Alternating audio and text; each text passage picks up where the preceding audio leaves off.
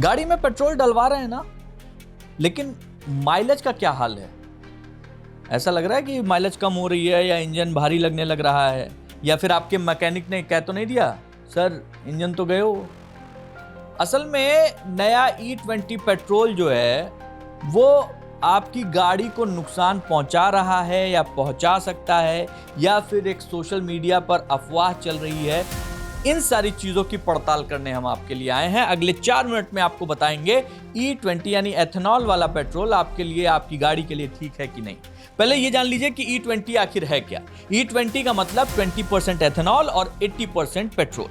सरकार का लक्ष्य क्या है कि देश में पेट्रोल में एथेनॉल की मात्रा बढ़ाई जाए ताकि विदेश से तेल का आयात कम हो, किसानों को फायदा मिले, प्रदूषण घटे और देश की ऊर्जा सुरक्षा मजबूत हो। सुनने में योजना शानदार लगती है, लेकिन असली सवाल यहीं से शुरू होता है। लोग डर क्यों रहे हैं? कार मालिकों की सबसे बड़ी चिंता क्या है? क्या माइलेज घटेगा? इंजन तो जल्दी नहीं खराब होगा? क्या पुरानी गाड़ियां E20 पर चल पाएंगी? क्या फ्यूल पाइप या रबर पार्ट्स खराब तो नहीं होंगे? सोशल मीडिया पर कई लोग दावा कर रहे हैं कि E20 से इंजन की उम्र कम हो जाएगी, लेकिन क्या वाकई ऐसा है? एक्सपर्ट्स की माने तो तस्वीर थोड़ी जटिल है।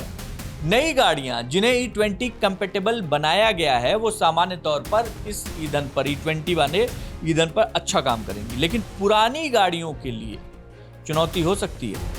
माइलेज थोड़ा कम महसूस हो सकता है क्योंकि एथेनॉल की ऊर्जा घनता जो होती है वो पेट्रोल से कम होती है। कुछ पुराने फ्यूल सिस्टम पार्ट्स पर अतिरिक्त बोझ पड़ सकता है। लंबे समय में इसकी मेंटेनेंस पे, इसके मॉडल पर प्रभाव पड़ सकता है।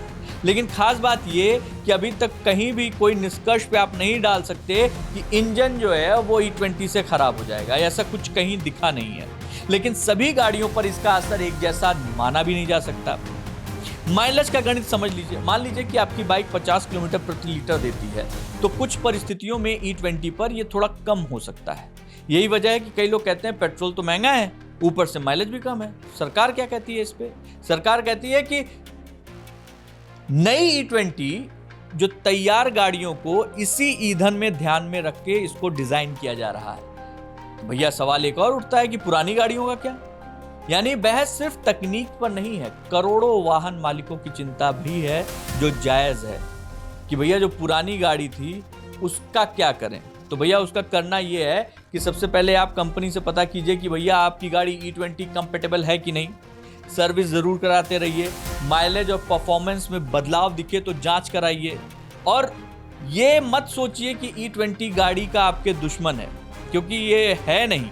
फायदे बहुत हैं, तेल आयात कम होगा, किसानों को इससे समर्थन मिलेगा, उत्सर्जन कम होगा, लेकिन पुरानी गाड़ियों के लिए चुनौतियां भी हैं।